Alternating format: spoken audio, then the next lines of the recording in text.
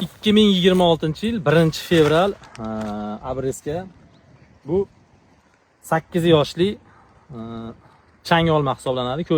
Ko'rishlari mumkin. Payvand tagligi Silnirosda bo'lgan, ekilgan sxemasi 5 ga 3 sxemada ekilgan.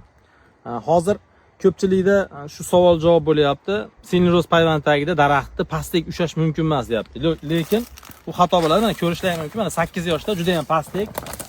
Yozda buni обязательно mevasini olgan holatdagi qo'yib boriladi. Ko'rishlari mumkin.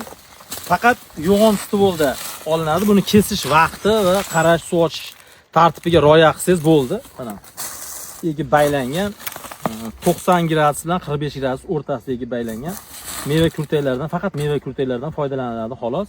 Buni kesish vaqti bu bach keladi baribir, lekin hamma bog'larda ham bach keladi, lekin kesish vaqtiga ahamiyat qilinsa, aynan xuddi shu holatda o'zagida meva olish mumkin bo'ladi.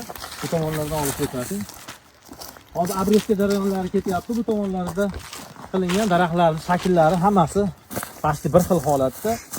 Bu daraxtlar Silniros payvand tagida chang olmaga taqqoslaydigan bo'lsak, bu asosan 10 yoshdan keyin o'sish keskinlik bilan to'xtab boradi. Har bitta kurtagida, har bitta tanada faqat mevadan iborat bo'lib qoladi 10 yoshgacha. Bu aniq tajribadan o'tgan va ko'rgan, sinovdan o'tgan holat.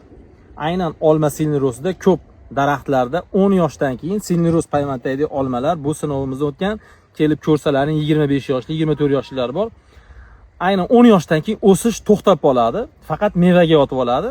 Unda qarash agrotexnikasini bilish kerak bo'ladi. Dorini, go'ngni va suvni berish vaqtlarida o'zgarish hisobiga daraxt to'liq mevaga yotib qoladi.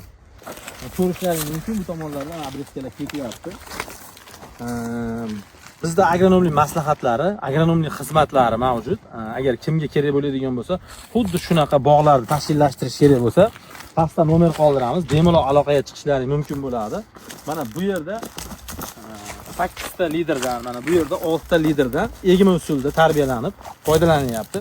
O'suvchi nuqta hali ham mavjud. Agar xohlovchilar bu holatda tepada ham shuni egib davom ettirish mumkin. Bu egish usulini 4 metrgacha bajarish mumkin. Stalbasiz, Silniros payvand tagida xuddi intensiv Yevropa stilidagi ko'rinishda stalbasiz ham qilish mumkin bo'ladi.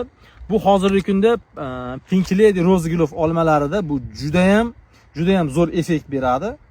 Kuzatib borsalaring, aynan shu holatdagi bog'larda ham videolarini mevasi bilan va egib turilgan holatda qo'yib boramiz.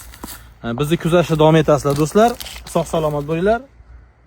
Pastda nomer qoldiramiz. Agronomlik xizmati kerak bo'ladigan bo'lsa, bemalol aloqaga chiqaverasizlar.